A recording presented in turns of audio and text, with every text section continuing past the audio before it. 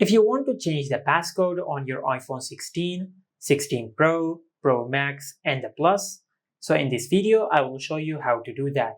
First of all, just go to Settings, then tap on Face ID and Passcode, then enter your current passcode, and on this page you will find the option of Change Passcode. Just tap on it. Now just enter your current lock screen passcode.